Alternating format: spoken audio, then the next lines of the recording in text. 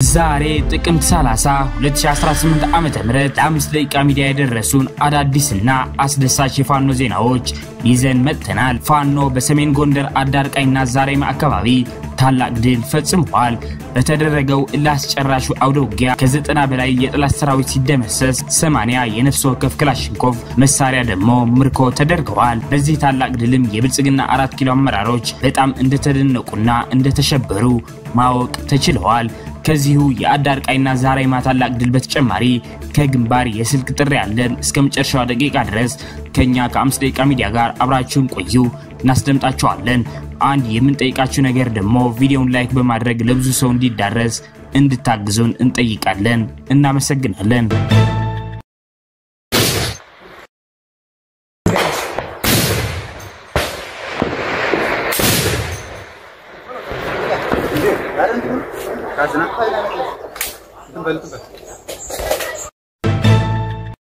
ሰበር ዜና ጤና ይስጥልን ውድ የ5 ደቂቃ ሚዲያ ተከታታዮች የዕለቱ አዳዲስ የፋኖ ትግሎችና አንኳር ነጥቦች በዚች በ5 ደቂቃ ጊዜ ውስጥ አጠር አድርገን ልናቀርብላችሁ መጥተናል። በቅድሚያ አርዕስተ ዜናዎች እናስደምጣችሁ። ከጠቅላይ ቤተ ክህነት ለአገዛዙ የሀገር ሰራዊት መከላከያ ሰራዊት በቢሊዮን የሚቆጠር ገንዘብ ድጋፍ ተደርገዋል። ዝርዝራለን ታደምጡታላችሁ። ጉና ክፍለ ጦር አንድ አቤት ብርጌድ በትናንትናው ዕለት ያገዛዙን ሰራዊት እግረኛና መካናይዝድ ኃይሉን በመያዝ እነሻውን አንድ አቤት በማድረግ ወደ ገነተ ማርያም ሲንቀሳቀስ በነበረበት ጉና ክፍለ ጦር ደፈጣ ጥቃት ድል ተቀዳጅተዋል። ተጨማሪ የስልክ ጥሪ ያለን እናስደምጣችኋለን። ፋኖ ቻይና ካምፕ ተብሎ ከሚጠራ ቦታ ላይ ባደረገው ታላቅ ትንቅንቅ የጠላት ዙ23ን ከጥቅም ውጪ አድርገዋል። ዝርዝሩን እናስደምጣችኋለን። ፋኖ በሰሜን ጎንደር አዳርቃይና ዛሬማ አካባቢ ታላቅ ድል ፈጽሟል። በተደረገው ላስጨራሽ አውደውጊያ ከ90 በላይ የጠላት ሰራዊት ሲደመሰስ 80 የነፍስ ወከፍ ክላሽንኮቭ ተማርከዋል። ይህንን መረጃ በሶስተኛው ዜናችን እናስደምጣችኋለን። አብራችሁን ቆዩ። የአማራ ህዝባዊ ትግሉን የምትደግፉ ውድ አድማጭ ተመልካቾቻችን ቪዲዮውን ላይክ፣ ቻናሉን ሰብስክራይብ እንዲሁም በኮሜንት ድል ለአማራ ጀግኖች እያላችሁ ለህዝብ ብለው ጫካ ለገቡ አርበኞች እንድታበረታቱ ዘንድ በአክብሮት እንጠይቃለን። እናመሰግናለን። በቀጥታ ወደ መረጃዎች አለፍኩኝ። እስከ መጨረሻው ድረስ ከኛ ጋር ቆዩ። በአቡነ ሳዊሮስ የሚመራው ቤተ ክህነትና የአዲስ አበባ አጥቢያዎች ለአገዛዙ የሀገር መከላከያ ሰራዊት በቢሊዮን የሚቆጠር ገንዘብ ድጋፍ ማድረጋቸው ታውቋል። ከጠቅላይ ቤተ ክህነት 200 ሚሊዮን ብር ወጪ ተደርገዋል። ከመላው የአዲስ አበባ አድባራት ደግሞ ከዝቅተኛው ደብር 2 ሚሊዮን ከከፍተኛው ደብር ደግሞ 10 ሚሊዮን ወጪ ተደርገዋል። በጥቅሉ 275 አብያተ ክርስቲያናት አካባቢ የተጣለባቸውን ኮታ ወጪ አድርገዋል። ይሄ ድጋፍ በድምሩ በሚሊዮን የሚቆጠር ሳይሆን በቢሊዮን የሚቆጠር ንዋይ ነው ተብለዋል። አባ ሳዊሮስ ስራ አስኪያጅ ሆነው የገቡት እንዲህ ያለ ድጋፍ እንዲያደርጉና የምእመናንን ሞት እንዲያሳልጡ ነው ሲሉ የውስጥ ምንጮቻችን ገልጸዋል።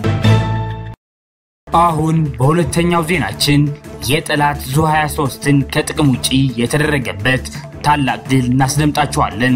ከዚህ በመቀጠል በሶስተኛው ዜናችን የአዳርቃይና የዛሬማውን ድል የምናስደምጣችሁ ይሆናል። አብራችሁን ቆዩ። በአፋብሃ ምስራቅ አማራ ቀጠና ሚኒሊክ ዕዝ ግዙፉ ላስታ ጄኔራል አሳምነው ጽጌ ኮር ተከዜ ክፍለ ጦር ልዩ ዘመቻ ባደረገው ትንቅንቅ ልዩ ቦታው ቻይና ካምፕ ተብሎ ከሚጠራ ቦታ ላይ በተደረገ ትግል አንድ ያገዛዙ ዙ23 ከጥቅም ውጪ የተደረገ ሲሆን እዛው የነበሩ 4ቱ ሲደመሰሱ 3ቱ ቆስለዋል። በተያያዘ መረጃ ትናንት ጥቅምት 29 በተከዜ ክፍለ ጦር ስር የሚገኘው 5ኛ ሻለቃ ባደረገው ተጋድሎ ከወደ ደላንታ በግለሰብ አይሱዙ ይመጣ የነበረውን ጠላት ጅጣ ወንዝ ላይ በመጠበቅ 5ቱን ሲደመስስ 9ኙን አቁስለዋል። በዚህ የተናደደው የጠላት ኃይል የግለሰብ ባጃጅ አቃጥሎ ሄደዋል። ወደ ሶስተኛው ዜናችን ስናልፍ ፋኖ በሰሜን ጎንደር አዳርቃይና ዛሬማ አካባቢ ታላቅ ድል ፈጽሟል።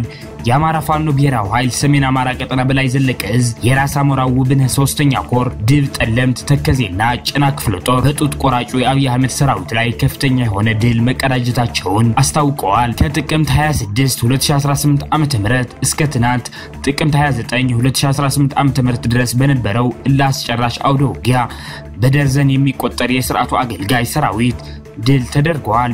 የአገዛዙ ብልጽግና የሰሜን ምዕራብ እዝ 3 ክፍለ ጦር ሰራዊት በአዳርቃይና ዛሬማ ቢሰማራም አብዛኛው ሰራዊቱ ተደምስሰዋል። ለአራት ተከታታይ ቀናት በተደረገው እላስጨራሽ አውደውጊያ ከ90 በላይ የጠላት ሰራዊት ሲደመሰስ 80 የነፍስ ወከፍ ክላሽንኮቭ መሳሪያ ደግሞ ምርኮ ተደርገዋል። ጥቅምት 27 ለጥቅምት 29 አጥቢያ ሌሊቱን የድል ጠለም ተከዜ ክፍለ ጦርን የከበበው የአገዛዙ ሰራዊት ከፍተኛ የሆነ ሽንፈትን አስተናግደዋል። በሌሊቱ በተደረገው አውደውጊያ ቁጥሩ በውል ያልታወቀ ሰራዊት መደምሰሱን የአፋብኃ ሰሜን አማራ ቀጠና በላይ ዘለቀ እዝ ሳሞራው ውብነ 3ኛ ኮር ጠለም ተከዜ ክፍለ ጦር ህዝብ ግንኙነት ኃላፊ አርበኛ እሸቱ መለሰ ለግሎባል ፋኖ ሚዲያ ተናግረዋል። በዚህ በመቀጠል ከግንባር የስልክ ጥሪ ያለን አብራችሁን ቆዩ። ጉና ክፍለ ጦር አንድ አቤት ብርጌድ በትናንትናው ዕለት ያገዛዙን ሰራዊት እግረኛና ሜካናይዝድ ኃይሉን በመያዝ መነሻውን አንድ አቤት በማድረግ ወደ ገነተ ማርያም ሲንቀሳቀስ በነበረበት ጉና ክፍለ ጦር ደፈጣ ጥቃት ድል ተቀዳጅተዋል። ተጨማሪ የስልክ ጥሪ ያለን አድምጠነው እንመለስ። አመሰግናለሁ። እንግዲህ ወንድሞቼ እንግዲህ እንደሚታወቀው በተለይ የብልጽግና መራሹ መንግስት እንግዲህ የመጨረሻ አስተንፋሱ እየተዘጋ መሆኑን የሚያመለክት ምልክቶችን እያየን ያለነው እንግዲህ ከሰሞኑ እንግዲህ የራሱን ስም ቀይሮ ማለት ነው የውጭና የሀገር ውስጥ ባንዳዎችን እንከላከል የሚሉ ከንቱ የሆነ ቅጀት አጀንዳዎችን ዘርግቶ በሴቶች ጉዳይ በወጣቶች ጉዳይ ወዘተረፈ በሚል እያወያየ ያለው የከንቱ ይሄ መሳቂያ የሆነ አጀንዳውን ሁላችንም እየተመለከተን ያለን እንግዲህ ባንዳው የውጭ ባንዳውም የሀገር ውስጥ ባንዳውም ማን እንደሆነ እንግዲህ ራሱ ይወቀው። እንግዲህ ባንዳው ራሱ እንጂ የባንዳ ልጅ ባንዳ ራሱ ነው። ባንዳነቱን እያሳየ ያለ ሀገር በገነባ ህዝብ ላይ የድሮንና ልዩ ልዩ የዘር ማጥፋት ስራ እየሰራ ያለው እሱ ነው። ይሄ የብልጽግና መራሹ መንግስት ነውና እንግዲህ አጀንዳን በየሰዓቱ እየቀያየረ ማህበረሰባችን ለማደንዘዝ የሚሄድበትን ርቀት እያየን ነው። ነገር ግን የሚያዳምጠው አካል የለም። ልክ እንደ ባዶ በርሚል እየጮህ መሆኑን ሁላችንም ልንረዳ መቻል አለብን። በርሚል እንግዲህ ምንም የሌለው ነገር ስነካው ድምጽ ወዲያ ነው የሚጮኸው። ስለዚህ ምንም ነገር የለውም ማለት ነው። ስለዚህ እንደ በርሚል ወጮሆ ከመቅረት ውጭ አንድ የሚፈይደው ነገር የለም የሱ አጀንዳ።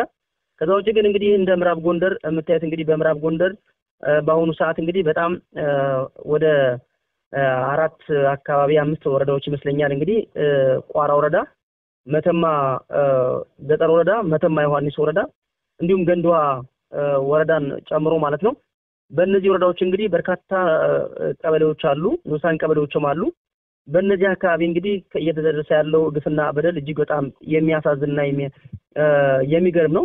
በርግጥ ደመጣጩ የብልጽግና መራሹ መንግስት እንደሆነ ያለ ማህበረሰብም ያውቃል።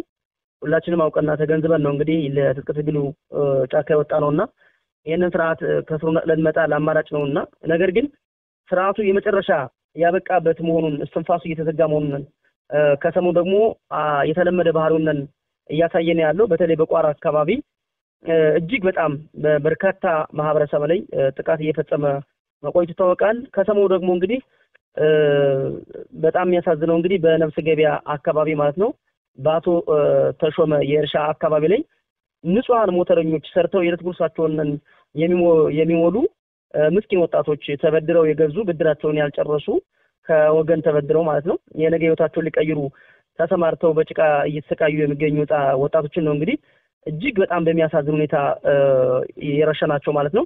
ከነዚህም እንግዲህ በግፍ ከተረሸኑት ወጣቶች መካከል እንግዲህ በሪሁን ወይም ጮሬ በቀጥል ስሙ ነው አንደኛው ወጣት፣ ሁለተኛው ብርሃን ሲሳይ የተባለ ወጣት፣ ሶስተኛው ቢላል የተሰኘ ወጣት ነው፣ አራተኛው ስመኛው ምረቱ የተባለ ወጣት እና ደግሞ ዛሬም እንግዲህ በድንገት ያው ስሙን አላወቅንም ቁራለው እየለቀመ የሚሸጥ የዕለት ጉርሱን በሰርቶ የሚያደርን ወጣት እንደዚሁ በተመሳሳይ በአሰቃቂ ሁኔታ ገለዋል ማለት ነው። ከገደሉም በኋላ እንግዲህ የተለያዩ ታርጋዎችን ለመለጠፍ እንዲህ አድርገው ለብልጽግና ሲላላኩ አገኘናቸው ወዘተረፈ የሚል ነው። እንዲህ ሰዎች በቀን ስራ ተለውጠው እንደገና ደግሞ ተበደረው ሞተር ገዝተው የዕለት እንጀራቸውን እና ሆዳቸውን ሊሸፍኑ በመስራት ላይ ያሉ ወጣቶችን ነው የረሸነ። እንደሚታወቀው በአማራ ክልል ውስጥ ያለ የፋኖ ትግል ለተከታታይ ለ3 አመት ያክል ስንታገል ስንዋጋ የነበረ መሆኑ ይታወቃል። በዚህ ሁኔታ ለሶስት ተከታታይ ዓመት ብዙ ግፍ ተፈጽሟል ብዙ ስራ ተሰርቷል በትዕግስት አልፈነዋል በየዋህነት አልፈነዋል ነገ ይመለሳሉ ነገ ይስተካከላል በሚል ብዙ ነገር የፋኖ ተቋም እንዳለፈ ይታወቃል አሁን ግን የመጨረሻ ጥግ ላይ የደረሰ ስለሆነ እንደ ክፍለ ጦር ያስተላለፉት መልእክት አለ በተመሳሳይ መልኩ ለሶስት ለአራት ነገሮች ማስተላለፍ ፈልጋለሁ በመጀመሪያ ደረጃ ለተከበረው የአማራ ህዝብ ማስተላለፍ የምንፈልገው ነገር ይህ የመጣ ኃይል ይህ ጦርቋራጭ ኃይል ይህ አፈናቃይ ኃይል አሳዳጅ ኃይል መሆኑ ማንንም የሚያውቀው ነው እንደሚታወቀው በወለጋ በመተከል በማይካድራ ሲያፈናቅል ሲያሳድ ሲጨፈጭፍ የቆየ ኃይል ራሱን የመከላከያ ሰራዊት በሚል ዩኒፎርም ከበር አድርጎ የመጣ የኦሮሚያ ልዩ ኃይል በግፍ ወደ አማራ ክልል እንደገና የፋሽስቱ የብልጽግና አገዛዝ በከባድ መሳሪያ የንጹሃን አማራዎችን ህይወት እየቀጠፈ ቀጥሏል በዚህም የ11 ልጆች እናት የሆኑ አዛውንት የጥቃቱ ሰለባ ሆነዋል የአብይ አህመድ ዙፋን ጠባቂ ሰራዊት በበርካታ ቀጠናዎች ንጹሃንን ኢላማ ያደረገ የከባድ መሳሪያ ማለትም የሞርታር ታንክ መድፍና ቢኤም እንዲሁም የጀትና ድሮን ጥቃቶች በመፈጸም ህዝብን የመጨፍጨፍ ህይወት የመቅጠፍ አካል የማጉደልና እንስሳቶችን ጨምሮ ቤትና ንብረት ማውደም ተግባሩን አጠናክሮ ቀጥሎበታል ከዚህ ጋር ተያይዞም በሁለት ቀን በፊት ጥቅምት 27 2018 ዓ.ም መነሻውን ከቆቦ ከተማ ሆርማት ወታደራዊ ካምፕ አድርጎ የሚያስወነጭፈው ከባድ መሳሪያ ራያ ቆቦ አረፋ ጊዮርጊስና አርበት አካባቢ ንጹሃኖች ላይ ጉዳት ያደረሰ ሲሆን ከነዚህ መካከል አንዲት ወይዘሮ የማታ ይመር የተባሉ የ11 ልጆች እናት እግራቸው ተቆርጠዋል በሌሎች በርካታ ቀጠናዎችም የንጹሃን ጥቃቱ ተጠናክሮ ቀጥለዋል አድማጭ ተመልካቾቻችን ለሰዓቱ የነበሩን የ5 ደቂቃ ዜናዎች እነዚህን ይመስላሉ በቀጣይ የምንሰራቸው ዜናዎች እንዲደርሷችሁ ቻናሉን ሰብስክራይብ በማድረግ እንዲሁም የደወል ምልክቱን በማብራት ቤተሰብ እንዲሆኑ እንጠይቃለን እናመሰግናለን